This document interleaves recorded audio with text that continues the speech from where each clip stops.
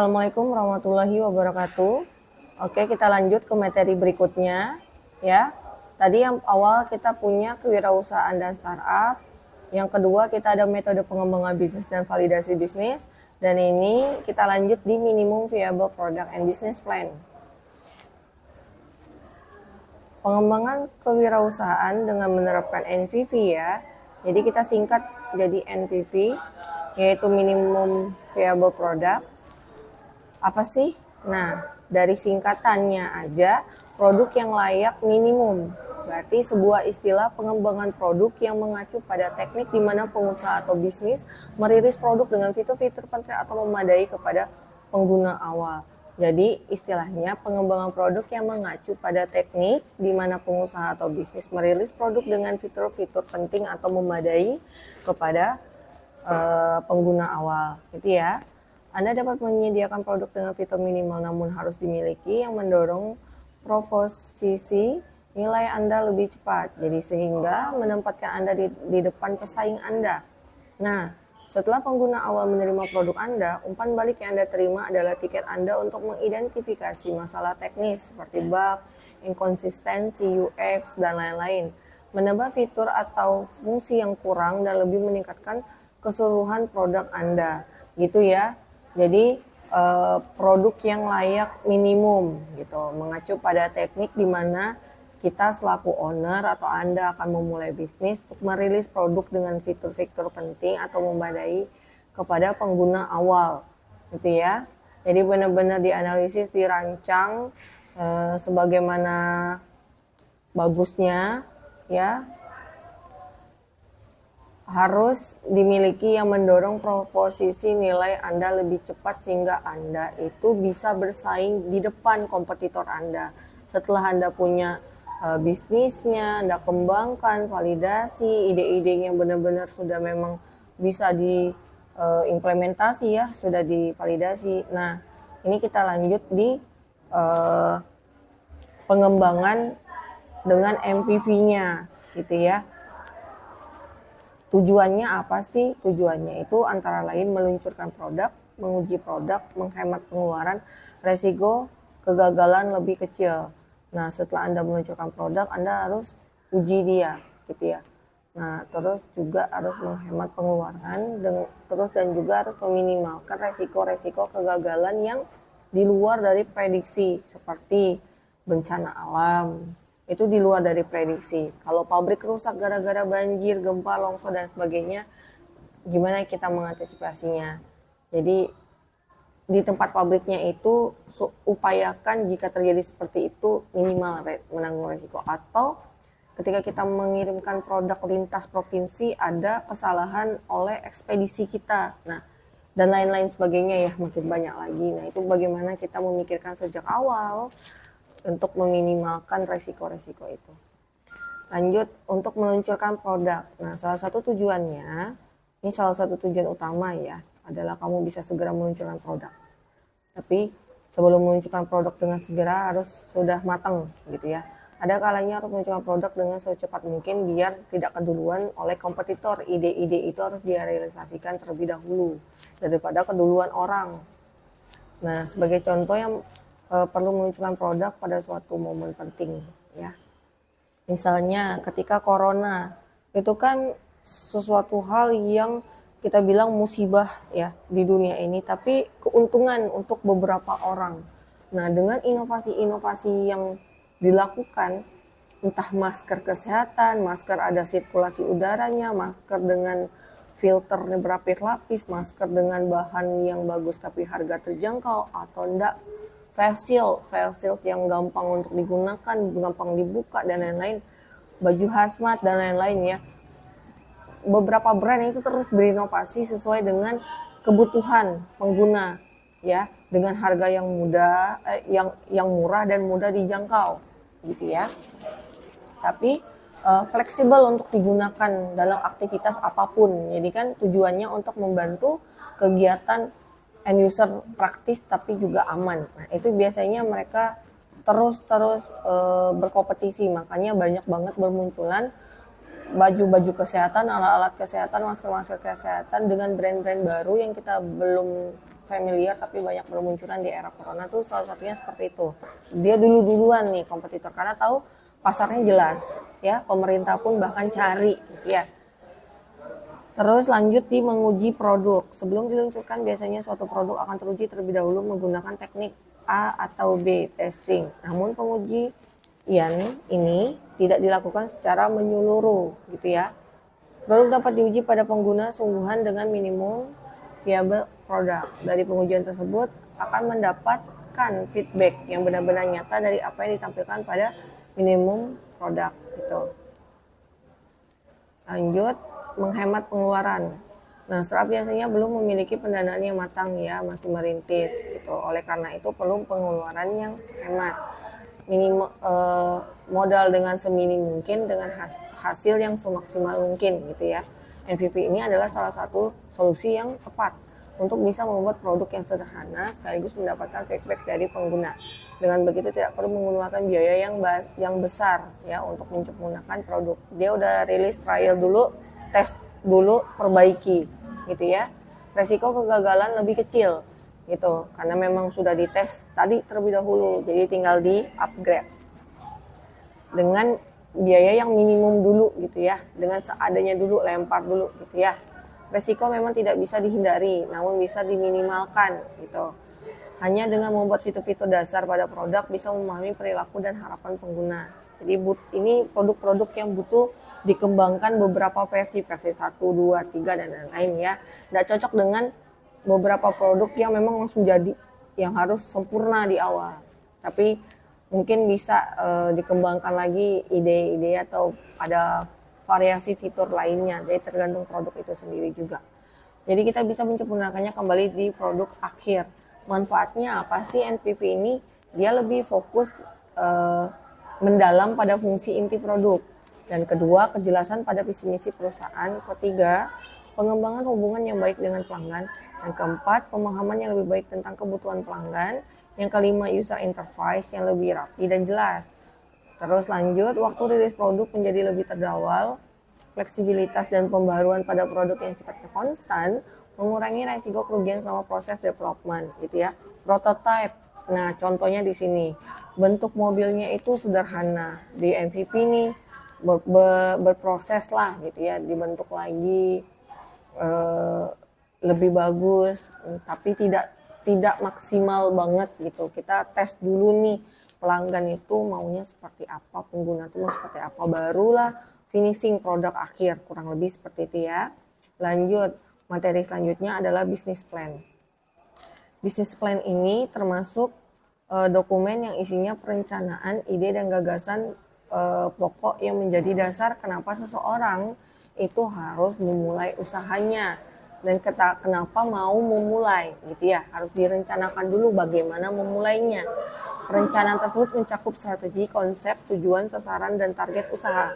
Nah, secara sederhana, business plan ini dapat diartikan sebagai kunci dari bisnis yang kamu jalani agar jelas dan terstruktur, terancang, tertata rapi, punya perencanaan yang matang.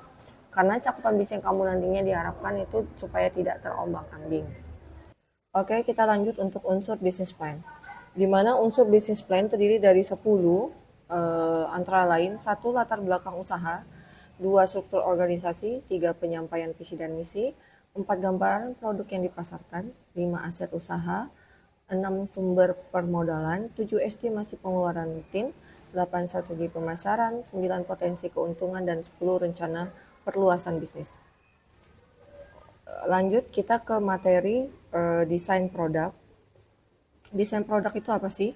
Desain produk itu merupakan sebuah proses dalam mengidentifikasi peluang pasar, mencari tahu sumber permasalahan, menciptakan jalan keluar dari masalah tersebut, dan meminta validasi dari audiens.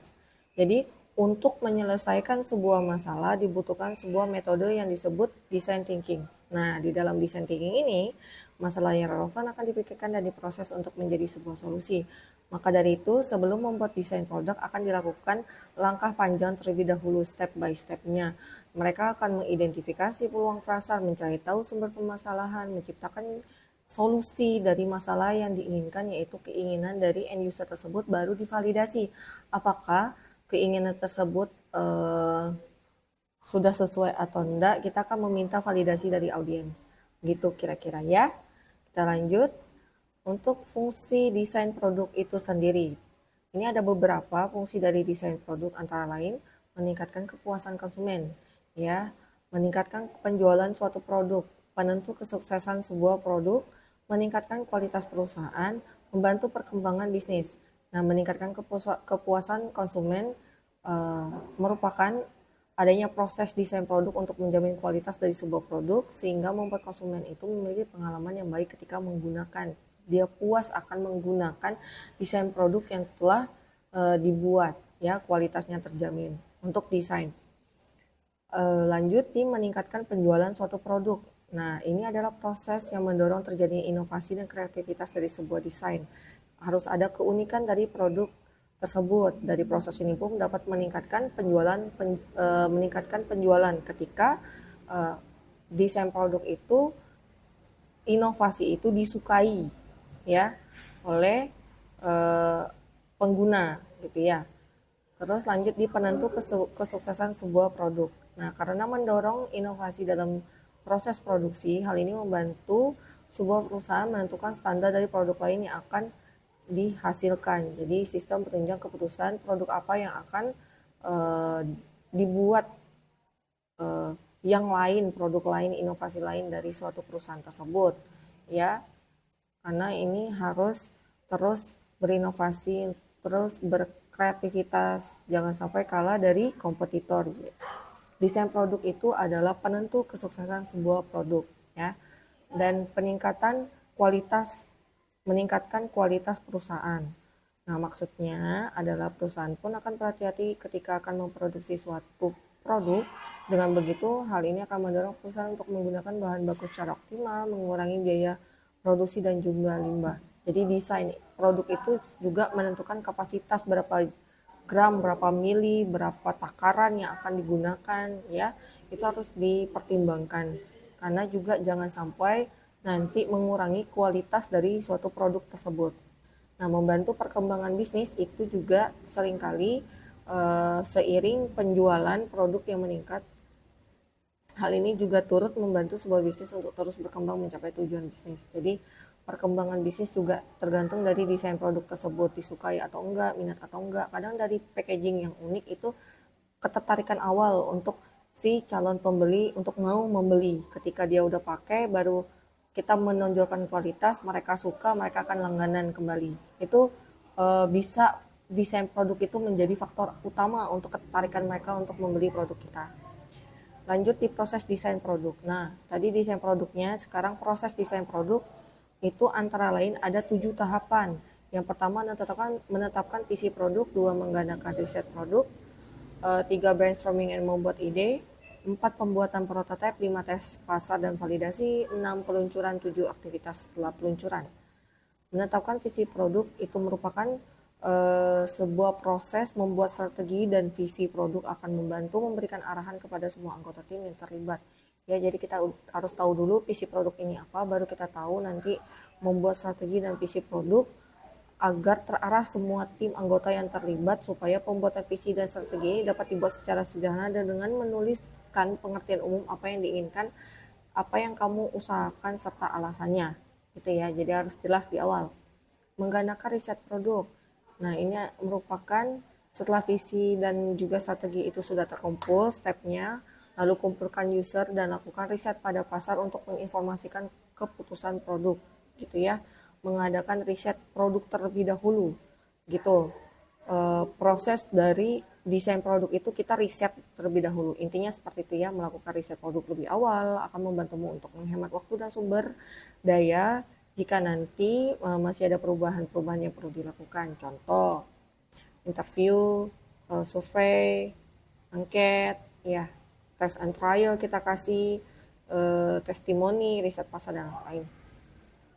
Brainstorming and membuat ide.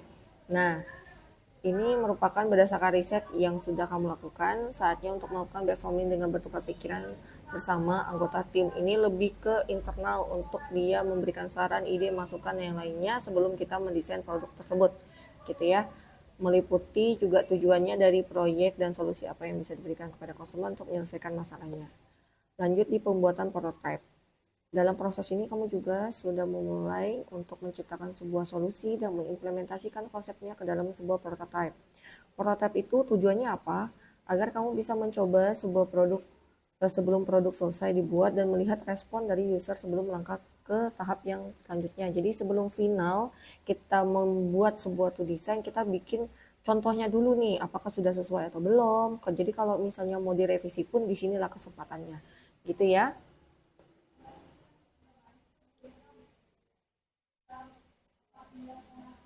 Maaf, ini ada iklan sedikit.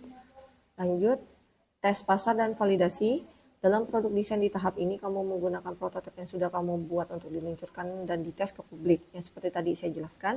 Nah, jika kamu menggunakan prototipe dengan ketelitian tinggi, kamu bisa menyelami respon user dari segi kegunaan dan workflow. Jadi, kegunaan dan fungsi dari produk kamu itu, dari tanggapan dari si end user, ya. Sedangkan prototipe sederhana memungkinkan kamu untuk memvalidasi seluruh konsep rancangan produk. Jadi kamu udah uji dulu, kamu udah tes dulu, sebar dulu angket, testimoni, dapat dulu dari customer dan rembukan pada tim baru divalidasi. Seperti itu ya. Peluncuran, jika kamu sudah mendapatkan hasil yang kamu inginkan dari percobaan kegunaan, mulailah bekerja dengan developer untuk membuat, meng-create. Setelah tadi direncanakan, dibentuk, dapat riset pasar, divalidasi dan lain-lain, barulah nanti dibuat produknya untuk diluncurkan. Gitu ya. Sebelum peluncuran ke publik, pastikan semua pesanan dan semua pesan dan nilai yang akan diberikan di produkmu itu sudah sesuai, konsisten dan akurat, dan harus sesuai juga dengan goals yang ingin dicapai di visi misi yang sudah di awal ditetapkan yang diinginkan untuk dicapai, ya. Aktivitas setelah peluncuran. Nah, ini di akhir nih, sebuah produk tidak selesai dalam tahap peluncuran agar produk terus digunakan dan diingat oleh para user.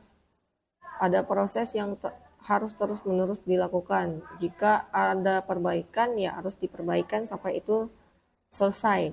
Ya, sampai keinginan goals itu sudah tercapai di produk tersebut baru diluncurkan. Gitu ya. Perubahan atau update bisa saja dilakukan lagi setelah produk sudah diluncurkan. Hal ini tentunya untuk meningkatkan kualitas dari produk yang dibuat serta menjadi one stop solution bagi pengguna. Jadi tidak heran nih kalaupun memang misalnya kita bicara teknologi, kalau misalnya kamu udah mengeluarkan produk A, nanti akan diupgrade nanti A versi 1, A versi 2 dan seterusnya. Itu untuk mengupgrade kualitas dari produk yang kamu keluarkan. Jika itu jika itu teknologi, tapi jika itu makanan, kamu bisa memperbaiki itu mungkin dengan variasi rasa dan bentuk yang berbeda. Inovasi terus harus dilakukan untuk meningkatkan kualitas dan keunikan dari produk yang kamu miliki agar bisa bersaing dengan kompetitor, ya. Lanjut di validasi produk. Nah, pada tahapan validasi produk ini penting ya, karena validasi produk adalah proses menentukan apakah suatu konsep atau ide produk berpotensi memenuhi kebutuhan pelanggan, konsumen, dan pemangku kepentingan. Seperti yang tadi saya jelaskan, sebelum produk diluncurkan itu harus divalidasi terlebih dahulu, apakah sudah sesuai atau sudah menjawab atau sudah menjadi solusi dari yang dimau sama end user. Ya, seperti itu. Hal ini untuk mengetahui apakah produk baru atau yang sudah akan mampu menghasilkan daya tarik di dunia nyata dan apakah target pasar akan sama bersemangatnya dengan Anda. Apakah memang produk ini sudah menjadi yang dimau dan apakah produk ini ketika diluncurkan nanti sudah menjawab target yang sudah kita tentukan. Gitu ya. Jadi itu sudah semua data mulai dari riset pasar tadi, riset dari produknya, mulai dari musyawarah tim dan lain-lain itu sudah jadi satu gitu ya. Udah tervalidasi nih, oke, jalan gitu. Sebelumnya kita harus terus ada pembaharuan sampai keinginan atau goals dari produk itu tercapai, ya. Dan juga ketika diluncurkan target pun sudah tercapai. Adapun jenis validasi produk antara lain ada pengujian kelayakan, ada validasi pengguna, dan untuk validasi produk dasar ada sempurnakan konsep produk Anda, ada membangun prototipe, ada uji prototipe, kumpulkan umpan balik pengguna, jalankan analisis umpan balik pelanggan, ya. Jadi itu step by step yang harus dilakukan gitu ya. Dan itu bisa tercapai tidak hanya sebatas teori biasanya sebatas konsep dan riset, tapi harus kalian praktekkan. Begitu. Lanjut kita dengan materi brand atau merek. Ada tahu ya, brand atau merek adalah aset yang tidak terwujud yang membantu orang mengidentifikasi perusahaan tertentu dan produknya. Dan brand ini juga harus dihakikan. Jika kalian sudah mantap akan suatu desain brand merek, itu harus dihakikan logo dan nama mereknya agar tidak diakui oleh kompetitor lain yang baru mau memulai untuk mencontek produk yang sudah kamu buat gitu ya. Baik logo, slogan atau tanda pengenal lainnya merupakan cara untuk mempromosikan brand atau merek. Itu adalah ciri khas dan keunikan kalian yang akan kalian gunakan terus-menerus untuk produk tersebut. Bahkan akan menjadi ciri khas dari perusahaan yang kalian pimpin, spesifikasinya untuk produk tertentu gitu. Makanya perlunya ada haki ya di sini. Kalian juga enak jadinya ke depannya gitu ya. Lanjut di fungsi brand ini sendiri tadi sebagai keunikan, pengenal gitu ya, pengenal perusahaan, pengenal produk brand kalian sendiri, dan juga menjadi ciri khas. Kalaupun ada yang misalnya mirip orang menggunakan logomu, mirip menggunakan sloganmu, namun orang tidak akan salah untuk memilih karena udah keunikan baik dari warna, bentuk, packaging gitu ya. Baik itu kemasan, itu sudah alam bawah sadar konsumen sudah tahu. Jadi kualitas pun pasti beda. Brandnya beda, kualitasnya beda gitu ya. Berikut adalah penjelasan tentang fungsi dari brand sendiri. Ada beberapa bagian, yaitu ada indikator sumber, sugestif, dan indikator kualitas dan pengorganisasian. Indikator sumber pertama adalah fungsi brand itu untuk menunjukkan bahwa suatu produk bersumber sah pada suatu entitas usaha dan juga berguna memberikan tanda bahwa barang tersebut dibuat dengan profesional gitu ya. Dan sugestif, brand juga memberikan kesan sehingga konsumen dapat menjadi kolektor produk merek tertentu. Jadi udah mencari ciri khas, keunikan, dan di akhirnya alam bawah sadar konsumen udah tahu, oh walaupun ada banyak minum kemasan, tapi customer itu udah alam bawah sadar, dia udah tahu brandnya mau dia tuh ambil, walaupun dia cuma ngeliat sepintas, karena dia udah kesuges, udah familiar sekali gitu ya. Terus indikator kualitas dan pengorganisasian, brand juga berfungsi sebagai penjamin akan kualitas barang atau jasa. Tujuan brand itu antara lain ada 1. Sarana identifikasi, 2. Proteksi hukum, 3. Indikasi kepuasan pelanggan, 4. Sebagai pembeda atau ciri khas yang tadi saya jelaskan. Adapun jenis-jenis brand itu antara lain 1. Merek jasa, merek dagang, merek kolektif. Ini yang harus dihakikan. Ini adalah di samping adalah contoh-contoh brand yang sudah memiliki haki yang mana ini sah dan tidak bisa ditiru, dicontoh oleh siapapun. Nanti ada undang-undang yang akan mengatur. Dan brand-brand tersebut juga sepintas kita lihat, kita udah tahu alam bawah sadar kita sudah kesuges, kita udah tahu bahkan dari logonya ini mereknya apa, dari warnanya ini mereknya apa gitu ya. Dan kualitasnya pun sudah tidak bisa diragukan lagi, mereka sudah memiliki kualitas dan keunikan masing-masing ya. Oke, itu saja yang bisa saya jelaskan untuk materi ini. Materi ini panjang, harus banyak praktek, harus banyak menganalisa, harus banyak musyawarah tim, harus teliti, dan juga harus paham konsep-konsep strategi untuk bisa bersaing dengan kompetitor. Jadi kalian diutamakan harus fokus, juga diharuskan juga harus kompak dalam tim gitu ya. Sekian presentasi dari saya. Akhir kata saya ucapkan wassalamualaikum warahmatullahi wabarakatuh.